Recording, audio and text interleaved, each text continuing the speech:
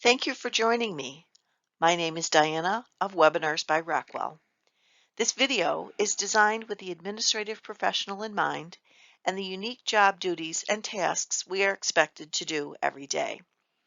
With over 40 years experience as a secretary, administrative assistant, and executive assistant, I hope my experiences and skill sets can help you excel in your chosen or fallen into profession. I appreciate your choosing to spend the next few minutes with me as we discuss disaster recovery for the office. Let's get started. There are many different types of disasters that may affect you in your lifetime. You may have a fire at home or a water main break at the office. A tornado, hurricane, or earthquake may hit your area, or, becoming more prevalent each day, have an active shooter in your building.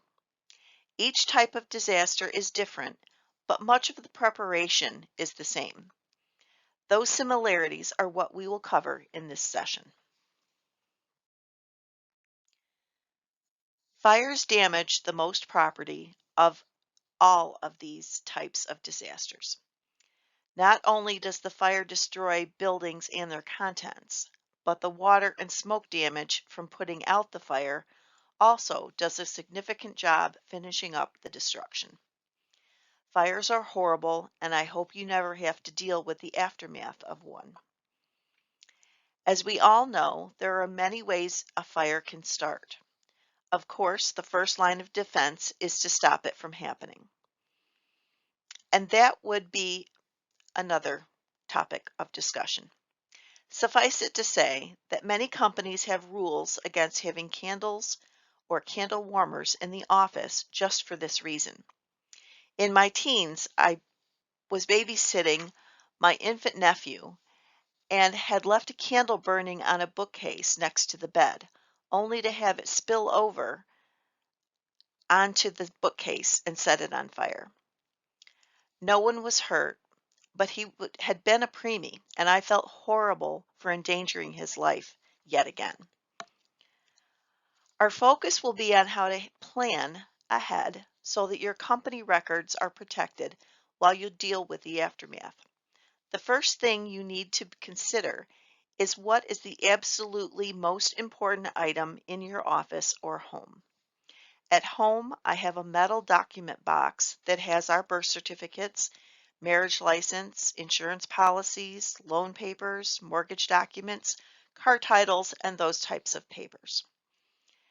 Those papers may come in handy in order to file claims and prove your identity.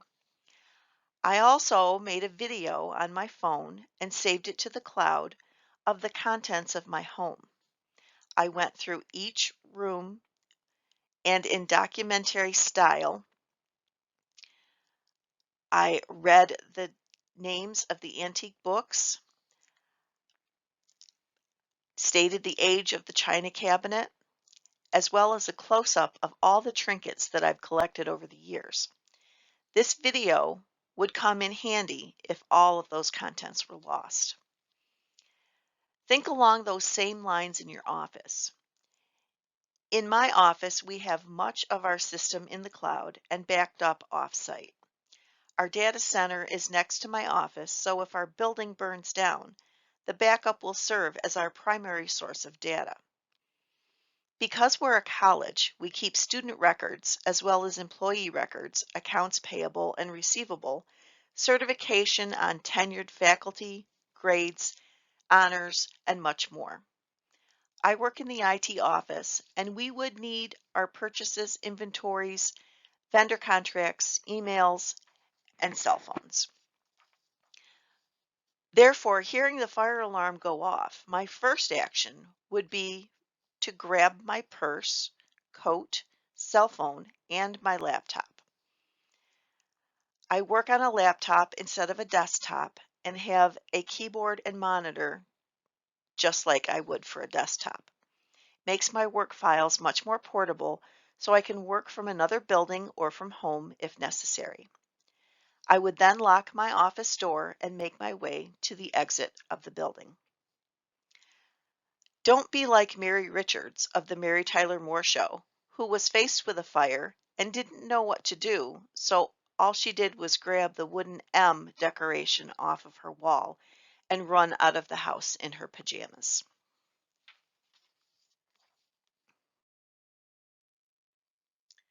Now, my husband would say I have lots of experience where flooding comes to mind.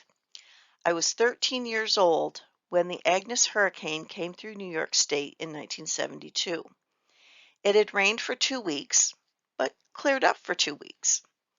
Unfortunately, the excess water ran off and broke a dam upriver in Hornell, New York, which washed down the Chemung River, uprooting most of what was in its way. Corning got literally no advanced warning, and 3 firemen perished.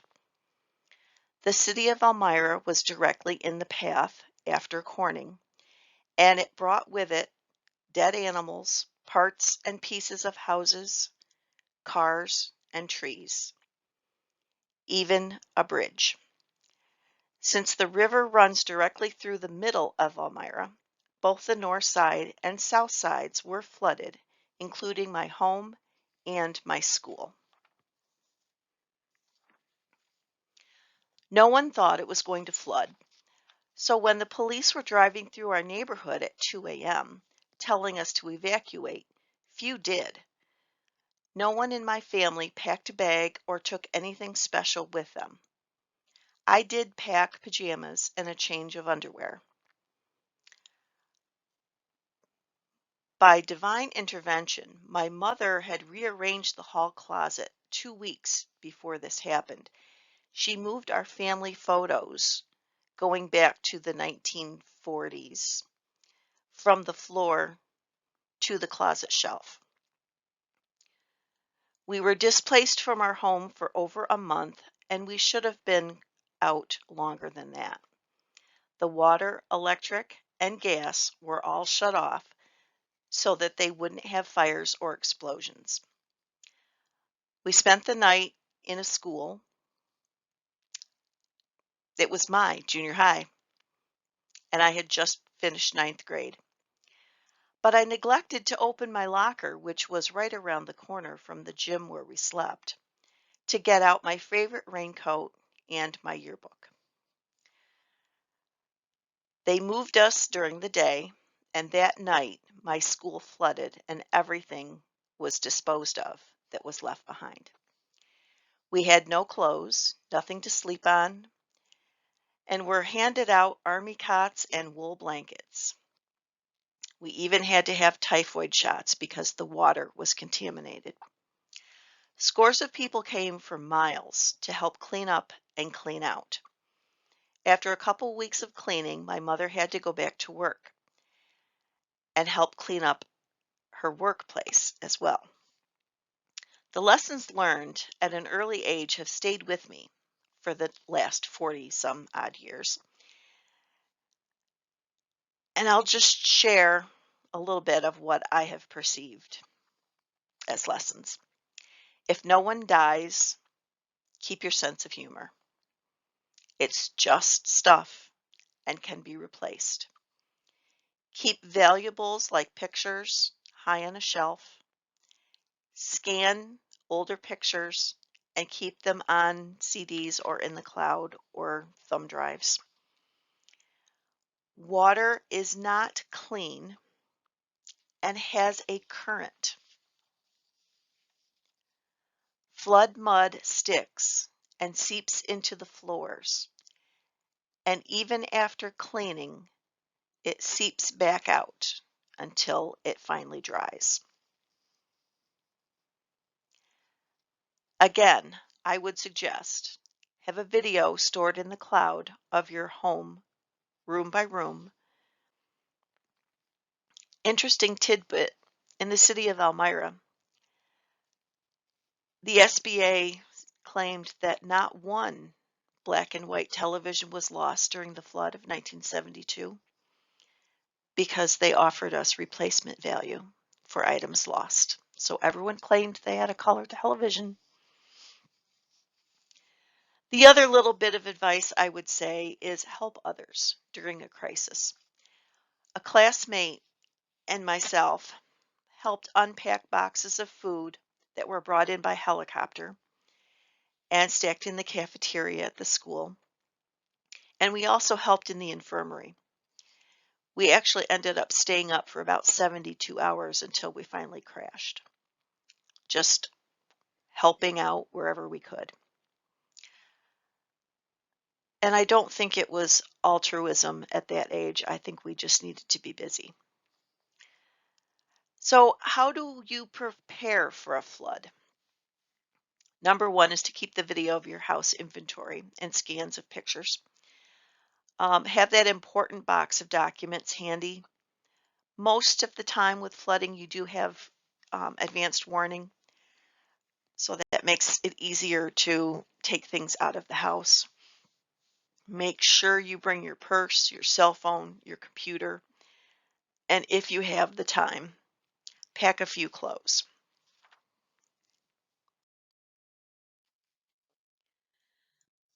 I have no experience with tornadoes, but I have been through an earthquake. Not very prevalent in New York State, but some years ago we did have two very minor in rapid succession that hit the Finger Lakes region. I happened to be at work and wondered if I'd had a really bad dizzy spell or if it was in actuality an earthquake. I was then shaken by a second, smaller quake a few minutes later. It was so small that nothing was broken or fell off the shelves or off the walls.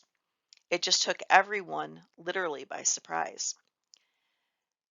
Traditional advice is to go to a doorway during an earthquake since they have the most structure. Having supplies in areas where earthquakes happen often is also advisable.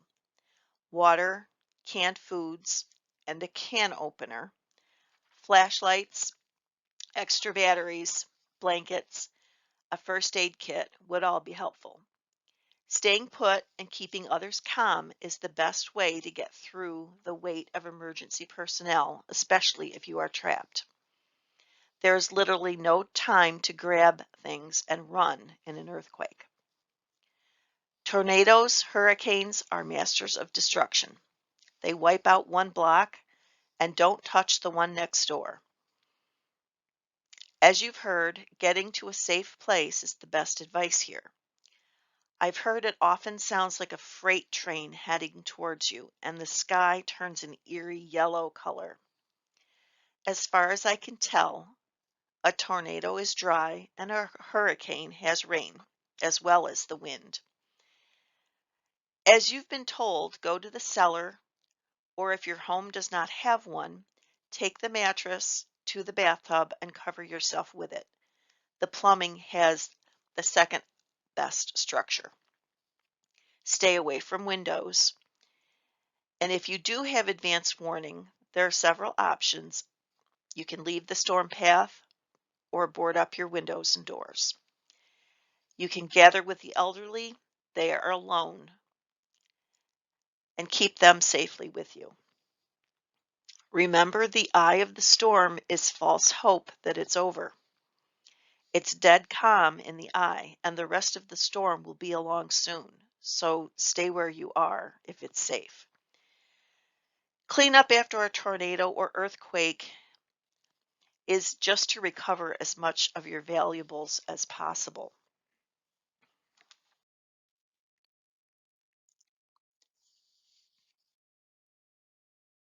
An active shooter has to be one of the hardest of all these disaster scenarios.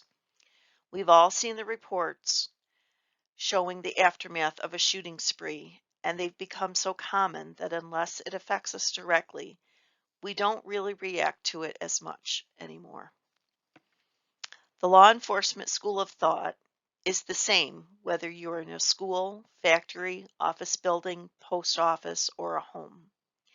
Since these attacks happen with the element of surprise, it's not uncommon that people don't know what's going on or that it's even happening until they are in the crosshairs of a shooter's gun. Many people panic, scream, or freeze. If you hear bullets being fired, drop to the floor under your desk, first taking your cell phone and dialing 911. It can sound like firecrackers or a car backfiring, and very often does not sound like it does on television or in the movies. After 911 picks up, if you can talk without giving away your location, tell them there's an active shooter and your location, including your street address, and if it's a multi-floor building, what floor you're on and room number. If not, the open 911 call will bring law enforcement, but probably not the SWAT team. With enhanced technology, your position can be determined easily if on a landline. It's a little more difficult with a cell phone. So saying shooter and leaving the phone off the hook will bring a response. If you're not in the immediate path of the shooter, crawl to the nearest safe exit. Don't use the elevator, it will call attention to you. Take others that you find along the way with you and leave the building as quietly and quickly as you can. Go some distance from the building and hide behind a dumpster or into another building. As you exit, be aware the SWAT team may be staging outside. Put your hands up and they will determine quickly you are not a threat. Any details you can give them, like floor, room number, clothing description, or what type of weapons the shooter has, is always helpful to law enforcement. If you cannot exit the building, try to barricade yourself in a stock room, copy room, or break room. Put furniture against the door, wedge a chair under the door handle. Lock it if it's possible. Stay away from the door, but next to the wall to the hallway. That location has been proven the safest. The shooter may try to get into the room and may shoot the lock, but they won't spend too much time trying to get in, and you don't want to be in harm's way because you were standing in front of the door when he or she was trying to get in. If you have other people with you, keep them calm. A panicking person will give away your location and put you all in danger. The third option is to counterattack. This should not be done alone, and remember the shooter is not expecting it. Arm yourselves with weapons of any kind, like pipes, chairs, fire extinguishers, pepper spray, even aerosol hairspray, anything that will take the shooter by surprise and impede their progress. Zip ties or rope, electrical cord, or duct tape is always helpful if you unarm and subdue the shooter. If you have stayed in the building hidden, the SWAT team will be infiltrating the building soon. Stay put and follow any instructions you hear. Their first goal is to find and deal with the shooter. They will not tend to the wounded until after the shooter is apprehended or the building is cleared of the shooter. Depending on the situation, they may have you wait or send you out a cleared exit. Once the scene is clear, they will allow you to leave and let the first responders come in and tend to the wounded. There's really no way to prepare other than to know your options. These options are approved and outlined by law enforcement agencies. There's a YouTube video if you'd like to view it. It depicts an actual dramatization of an active shooter with some fairly graphic scenes.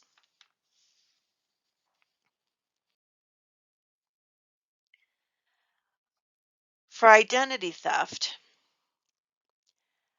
the National Crime Victimization Survey NCVS. The definition of identity theft includes three general types of incidents: unauthorized use or attempted use of an existing account, unauthorized use or attempted use of personal information to open a new account, misuse of personal information for a fraudulent purpose. Reports examining identity theft victimization at the personal level use data from an identity theft supplement to the NCVS. The supplement collects data from all respondents age 16 or older about experiences from identity theft. Reports examining identity theft victimizations at the household level use data from the core NCVS, in which the head of the household reports on the experiences with identity theft of all household members aged 12 or older. Now, this data is a little old. It's 2014. In the US alone, 17.6 million residents experienced identity theft, and it's only gotten worse, and the scammers more savvy. How can we protect ourselves? Several ways come to mind. From the obvious, don't give your credit card number or social security card number to anyone, let alone anyone who calls you on the phone. Your doctor's office does not need your social security number. Your landlord doesn't need it unless they run background checks. And sometimes they allow you to run the check and hand it to them, redacted of your personal information. Law enforcement does not need it at a traffic stop, even though they may ask for it. But no state at this recording requires you to provide it. Use your caller ID to screen calls and validate doing an internet search before calling back. Don't pay upfront on a promise, like a job broker or debt relief or even a contractor. And no, you have not won the Irish sweepstakes. Refuse to wire money, hang up on robocalls. Make sure to never say the word yes, because they audio record you and will splice your response into a fake call. Be skeptical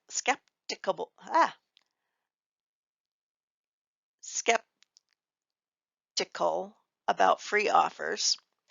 More than likely, you'll be signing up for a monthly shipment and monthly payment. Sign up for free scam alerts at ftc.gov/scams. Or check a very good source online, Snopes, SNOPES.com. Don't believe that your friend is stuck in jail in a foreign country without checking first. And don't believe the Prince of Kenya needs you to send millions of dollars so you can send it back to him. And your grandchild probably isn't in jail and needs thousands of dollars wired to them. They are all scams. A big one recently is Apple gift cards. They want to be paid by Apple gift cards. No one should fall for that. Sign up for free credit score reporting like Credit Karma.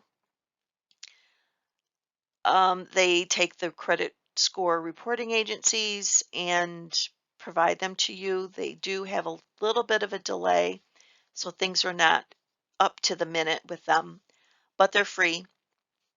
You can check your credit report once a year for free with all three reporting agencies at annualcreditreport.com.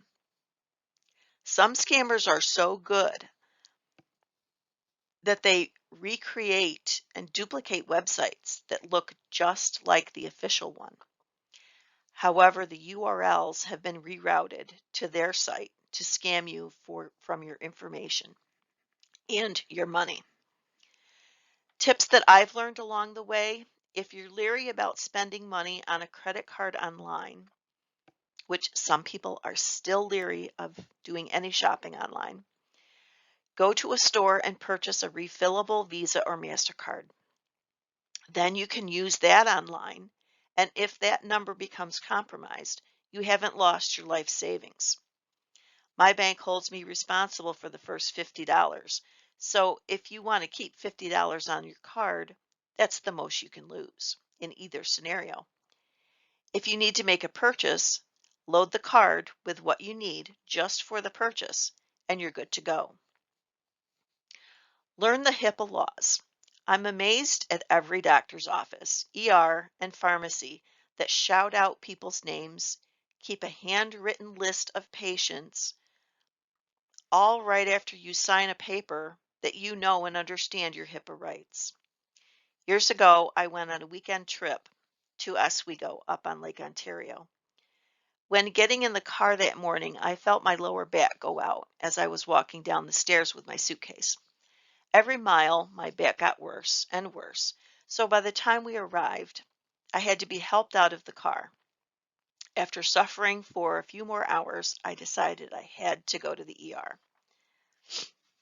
The HIPAA laws had just gone into effect, and so I knew what they entailed.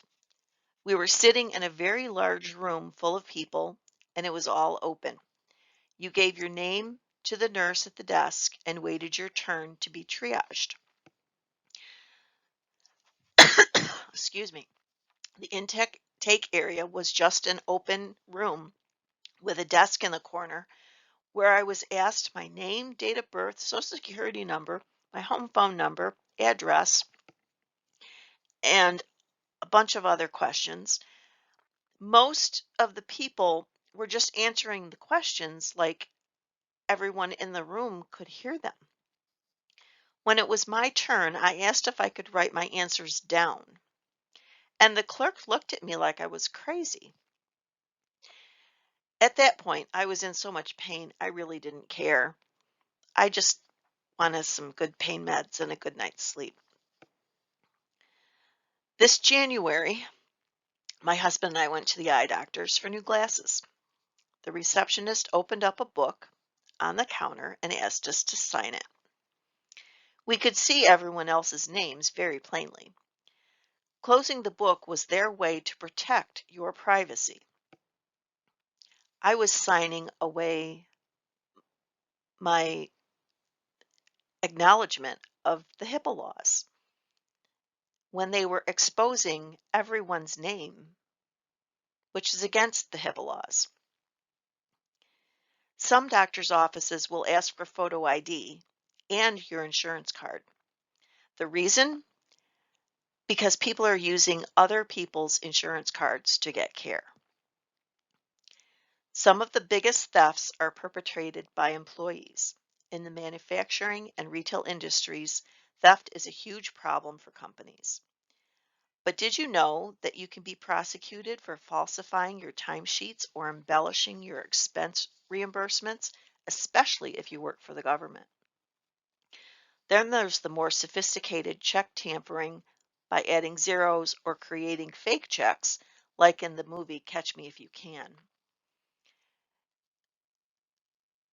Or you can create fake invoices. Some companies will pass them right through their accounts payable.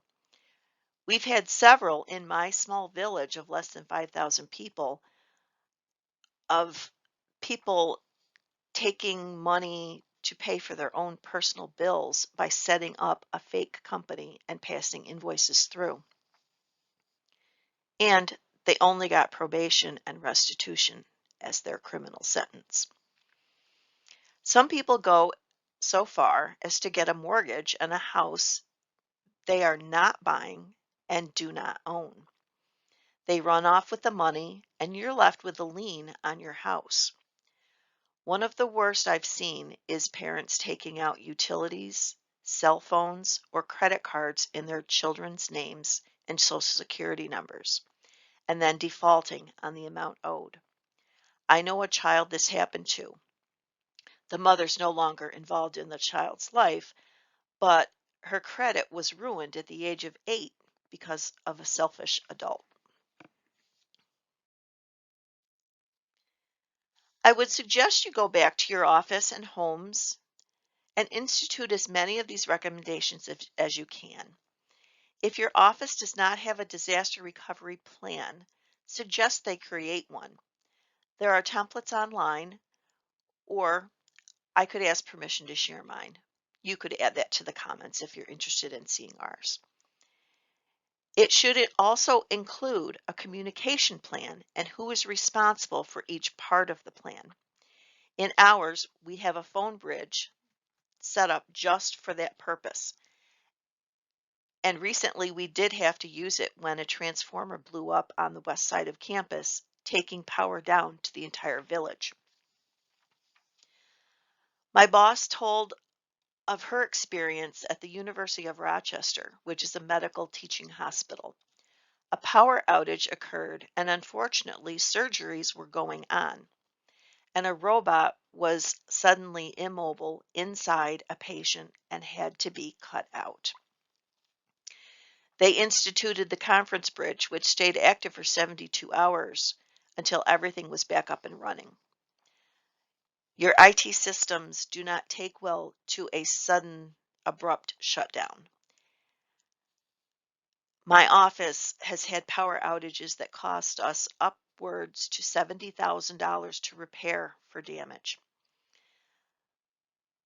The last two bosses argued and fought for funding of a generator for our data center and got no support from senior leadership. Yes, it would have been $50,000 at the time. You'd think it would be a no-brainer, right? We ended up finding a separate funding source. We actually bought a fleet of copiers, and they gave us some cash incentives that we used to buy the generator. And then everyone bragged about having one, even though they were against it in the beginning. You can subscribe to a free service called Nixle, which is an emergency notification tool that sends texts to your cell phone. You will also get Amber Alerts, weather warnings, and the like, but you can enter your own information for your organization if you need to give your people instructions like leave the building, if there's an area-wide disaster, turn on a police scanner app on your cell phone. I have an app named 5-0 radio. You can listen to other major metropolitan areas in the U.S. So if there's something going on, say like the shooter in Sandy Hook or riots in Missouri, you can listen to their radio feed. This will come in handy in case of natural disasters involving flooding, tornadoes, and the like. Disasters are never fun to talk about. However, forewarned is forearmed. Being as prepared as we can helps save lives and make the recovery from these major events in our lives or work life much easier to bear. If you have an experience, please share it in the comments section. I'm sure we'll all be enlightened by how you got through it or what you learned from it. And thank you for joining us and spending your valuable time with us to discuss disaster recovery for your office. New videos are released the first of each month in 3 different categories: soft skills, technical skills, and advice based on my 40-year career focused on the administrative professional. Watch for announcements and future events like live panel discussions on our social media accounts on Facebook, Instagram, and YouTube. Bye for now.